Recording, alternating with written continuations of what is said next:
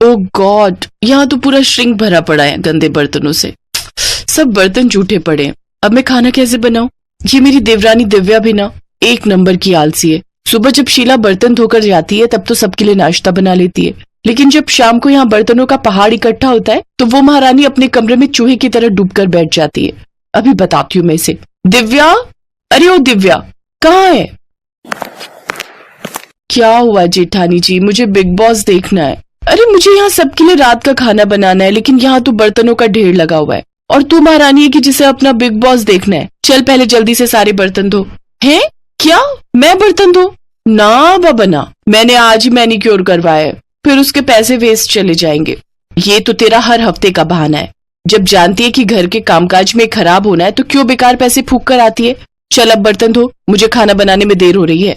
एक बार कह दिया ना नहीं धोऊंगी, आप धो लो, मैं खाना बना लेती हूँ। इसी तरह दोनों एक दूसरे पर बर्तन धोने का काम टाले जा रही थी।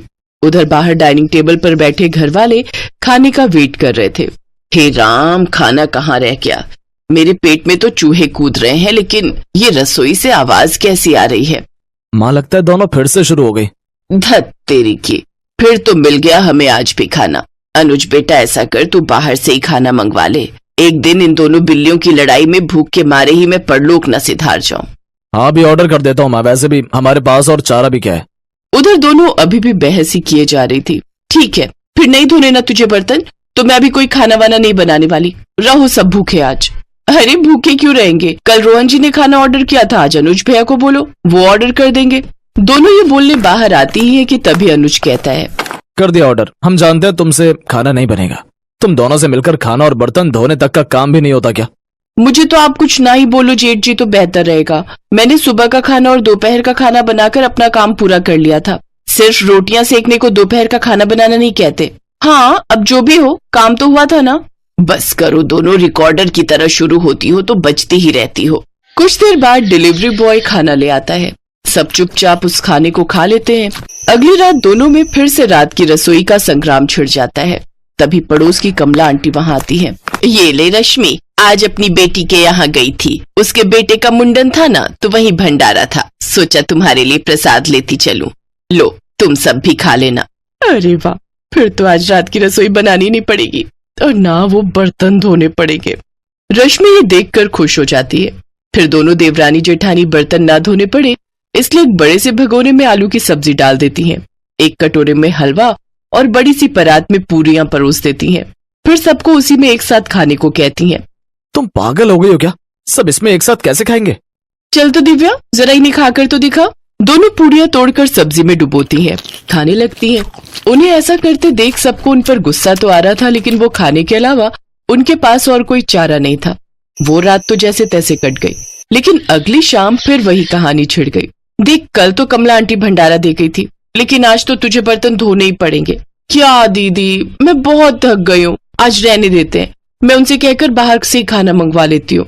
ये सुनकर रोहन गुस्से में आ जाता है। चुप रहो, अपना मुंह बंद रखना। आज हम दोनों में से कोई भी बाहर का खाना ऑर्डर नहीं करेगा। जाओ दोनों रसोई में और खाना बनाकर लाओ। दोनों डर के मारे किचन में चली जाती है।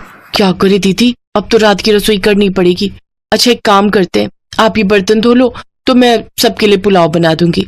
हा, आई बड़ी बर्तन धो दो, खुद धो ले समझी। और रही उन लोगों के बाहर का खाना ना खाने की बात, तो कोई बात नहीं, हम उन्हें बाहर का खाना मंगवाने के लिए नहीं कहेंगे और ना ही हम खुद घर पर बनाएंगे। मैं कुछ समझी नहीं, अभी बताती हूँ। रश्मि डब्बे समेत नमकीन, मुरमुरा और बिस्कुट लेकर घर वालों के सामने रख देती है। ये रहा आप लोगों का आज का खाना। इन दोनों का बस चलेगा ना तो हमें रोज मंदिर के बाहर लंगर में बैठकर ही रात का खाना खाना पड़ेगा। इनके रहते तो हमें रात की रसोई नसीब ही नहीं होगी। बस बस बहुत हुआ, आज तो हम जैसे तैसे ये खा लेते हैं, लेकिन अगर कल से खाना नहीं मिला तो फिर तुम लोगों की खैर नहीं। जी ठीक है, लेकिन उनके पास इसका भी जुगाड़ था। अगले दिन दिव्या बाजार से जाकर कुछ डिस्पोजेबल प्लेट्स ले आती है। यार दिव्या, खाना तो डिस्पोजेबल में खा लेंगे, लेकिन खाना बनाने के लिए तो वो बर्तन धोने ही होंगे ना। कुकर, कढ़ाई, ये सब तो चाहिए ही ना। फिकर नॉट, ये देखो 2 मिनट में बनने वाली मैगी। अब हम सब यही बनाएंगे। दोनों फिर से काम चोरी दिखाती हैं और नूडल्स बनाकर डिस्पोजेबल में डालकर दे देती हैं। ये देख तीनों अपना माथा पकड़कर बैठ जाते हैं।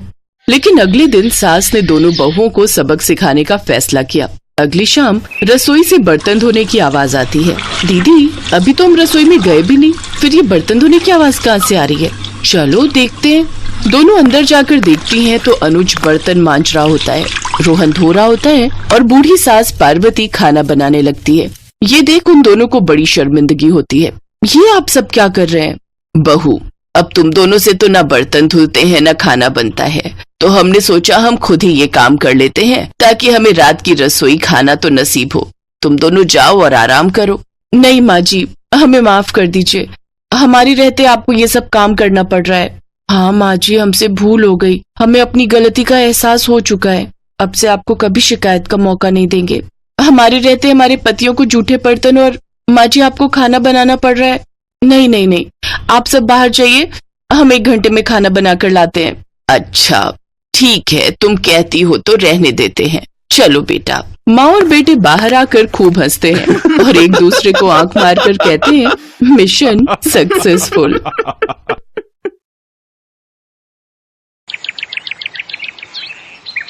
एक रोज शाम के वक्त हिना अपनी माँ के साथ बैठी हुई होती है। तभी वो अपने फोन में अपनी माँ को एक लड़की की फोटो दिखाते हुए कहती है, माँ ये देखो, ये लड़की कितनी मॉडर्न एंड टॉल है, ये मेरे भैया के साथ एकदम फिट बैठेगी। तभी उस घर की बड़ी बहू मानसी वहां आती है। चलिए माँ जी, हिना दीदी खाना लग गया है। बहू यहाँ तो आ, ये देख हम तेरे देवर के लिए रिश्ता.com की साइट पे लड़की ढूंढ रहे हैं जो कि सुंदर होने के साथ साथ अमीर भी है। अब तेरे गरीब मायके वालों ने दहेज के नाम पर 1-2 चीज पकड़ा दी बस, इसलिए अब मैं अपनी छोटी बहू अमीर खानदान की लाऊंगी जो कि भर भर कर दहेज लाए। हाँ, वो अपनी बड़ी बहू को ताने दे ही रही थी कि तभी उसका छोटा बेटा हितांश एक मॉडर्न लड़की के साथ घर आता है। उन दोनों के गले में वरमाला डली हुई थी। हितांश बेटा, ये लड़की कौन है? माँ ये जूली है और हम दोनों ने शादी कर ली है। क्या तुम दोनों ने शादी कर ली? मैं नहीं मानती इस शादी को। हाँ तो किसे फर्क पड़ता है आपके मानने या ना मानने से? वैसे भी वो कहावत तो आपने सुनी ही होगी कि जब मियाँ बीबी राजी तो क्या करेगा काजी। मैं जानती हूँ, जरूर इस डायन ने ही तुझे भड़काया होगा। मैं इस डायन को हरगिज अपनी बहू नहीं मानूंगी। भले ही आप ना मानो, लेकिन लीगली तौर पर मैं ही तो हूँ आपकी बहू। इसलिए अब जल्दी से जाइए और आरती की थाली लाकर मेरा गृह प्रवेश कीजिए। सास बेमन से अपनी नई बहू का स्वागत करती है। जूली हितांश के साथ अपने कमरे में चली जाती है। हे राम, माँ अपनी इस नई छैल छबीली के तेवर देखे, इसके तो रंग ढंग ही अलग है, बड़ा ही घमंड है इसमें। तू चिंता मत कर बेटी, कल इसका ससुराल में पहला दिन है, तुम देखना अगर मैंने भी इसका घमंड चूर चूर नहीं किया तो। अगले दिन सुबह हितांश के पिता यानी जूली के ससुर अपनी पत्नी से कहते हैं, विमला देखो तो, सुबह के 10 बजने को है और ये नई बहू अभी तक अपने कमरे में सोई पड़ी है और आज इसका रसोई में पहला दिन है और ये अभी तक अपने कमरे में है। तुम रुको जी, अभी मैं इसकी खबर लेती हूँ। नई बहू, अरे ओ नई बहू। कुछ देर बाद जूली वहां आती है। क्या बात है मम्मी जी, क्यों सुबह सुबह इस घर को मच्छी बाजार बनाकर रखा है? छोटी बहू, ये क्या तरीका है अपनी सास से बात करने का? हितांश, हितांश जरा बाहर आना तो। अब क्या हुआ जूली डार्लिंग? तुम चुपचाप से अपने बाप को समझा लो कि वो मुझसे तमीज में रहकर बात किया करे। पिताजी, आपने सुना जूली ने क्या कहा? नालायक, इस दिन के लिए पैदा किया है क्या तुझे कि तू अपनी बीवी का जोरू का गुलाम बन जाए? बस आपसे ही सीखा है पिताजी। जूली की सास खाने की लिस्ट नई बहू के हाथ में देती है और कहती है, ये ले, ये तेरी पहली रसोई की लिस्ट है। आज तुझे ये सब खाना हम सबके लिए बनाना है। और हाँ, उसके बाद किचन की साफ सफाई भी कर देना। सासू माँ, ना तो मैं खाना बनाऊंगी और ना ही सफाई करूंगी। बहू आई है घर में, कोई काम वाली बाई नहीं जो उसे आते ही काम बता दिए। भले ही ससुराल में मेरा पहला दिन हो, लेकिन इस पहले दिन से अब आप लोगों की जिंदगी बदलने वाली है। तो मेरी प्यारी ननद जी, पहले तो आप इस घर की साफ सफाई करोगी और सासू माँ आप बनाएंगी खाना, और वो भी मेरी पसंद का। मैं ये सब नहीं करूंगी, समझी? देवरानी जी, ये सब क्या कह रही हैं आप? हम इस घर की बहू हैं और ससुराल वालों का ख्याल रखना हमारा फर्ज है। जेठानी जी, इन जैसे फर्जी लोगों के लिए काहे का फर्ज? इनके साथ तो यही होना चाहिए। बड़ी जुबान चलती है तेरी, मैं तो तुझे छत से धक्का ही दे दूंगी, फिर तू भूतनी बनकर भटकती रहना। और ये हो गई आपकी कही बातों की सारी रिकॉर्डिंग। अब अगर सासू माँ आप लोगों ने मेरी बात नहीं मानी ना, तो मैं पुलिस स्टेशन जाकर आप लोगों के खिलाफ दहेज उत्पीड़न के साथ ही जान से मारने की धमकी के जुर्म में सबको जेल में बंद करवा दूंगी। इसलिए जो मैं कहती हूँ वैसा ही करो चुपचाप से। नहीं नहीं बहू, ऐसा कुछ मत करना, तुम जो कहोगी हम वो करेंगे। इसके बाद जूली उन सबको काम पर लगा देती है।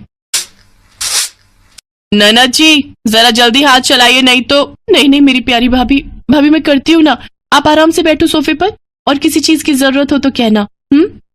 सासू माँ खाना बना या नहीं? अब हमें कल तक का वेट करना होगा क्या? बस बहू रानी तैयार है। थक हार कर ननद सफाई करके वहीं फर्श पर ही लेट जाती है, जिसे देख जूली कहती है, अब यहां क्यों रायते की तरह फैल गई? जाओ उठो और मेरे कपड़े पड़े हैं, उन्हें धोकर आओ। तुम रहने तो ही ना देवरानी जी, कपड़े मैं धो देती हूँ। नहीं कोई जरूरत नहीं, मैंने कहा ना आज आपका छुट्टी का दिन है, आप कुछ नहीं करेंगी। उधर सास पसीने से तरबतर होकर रसोई से बाहर आती है और सबके लिए खाना लगाती है। उफ, ये कोई खाना है? इसकी तो शक्ल देखकर ही खाने का मन नहीं कर रहा। ले जाओ ये खाना, मुझे नहीं खाना, मैं अभी अपने लिए कुछ बाहर से ऑर्डर कर रही हूँ। लेकिन बहू मैंने इतनी मेहनत से बनाया है, पूरे 2 घंटे लगे हैं मुझे रसोई में खड़े हुए, तो मैं क्या करूं? आप ससुर जी ये खाना ले जाकर बाहर कुत्तों को डालाना, और आपको जो मैंने सब्जी लाने का काम दिया था क्या वो आपने कर दिया? हाँ बहू, मैं बाजार से सब्जियां ले आया हूँ। Very good. अच्छा लिसन, शाम को मैंने घर पर पाजामा पार्टी ऑर्गेनाइज की है, तो अब आप तीनों जाओ और जल्दी से जाकर शाम के खाने की तैयारी करो। इसके बाद वो तीनों किचन में जाते हैं। हिना रोते हुए अपनी माँ से कहती है, माँ ये नई भाभी हमारे साथ ऐसा क्यों कर रही है? बड़ी भाभी ने तो कभी हमारे साथ ऐसा नहीं किया। हमारा किया हमारे सामने आ रहा है बेटी, हमने जो बड़ी बहू के साथ किया है उसी की सजा हमें मिल रही है। तभी जूली, हितांश और मानसी भी वहां आ जाते हैं। चलो सासू माँ, आपको अपने किए का एहसास तो हुआ और मेरी सहेली की कीमत भी पता चली। हाँ सासू माँ, मानसी मेरी सहेली है। क्या ये सच है बड़ी बहू? हाँ सासू माँ, ये मेरी बचपन की सहेली है और आगे की पढ़ाई के लिए विदेश चली गई थी। जब इंडिया आई तो ये हितांश से मिली और इन दोनों को प्यार हो गया। फिर जब हितांश ने मुझे इससे मिलवाया तो पता चला कि ये मेरी बचपन की दोस्त जूली है। सॉरी माँ जी, मैं आपके साथ ये सब करना तो नहीं चाहती थी, लेकिन आपने जो मेरी सहेली के साथ किया उसी का बदला लेने के लिए मैंने ये सब किया। बड़ी बहू हमें माफ कर दे, तेरी तकलीफ को हम समझ ही नहीं पाए। इसके बाद सबने मानसी से माफी मांगी। मानसी ने सबको माफ कर दिया और इस तरह नई बहू का ससुराल में पहले दिन का प्लान पूरा हो गया।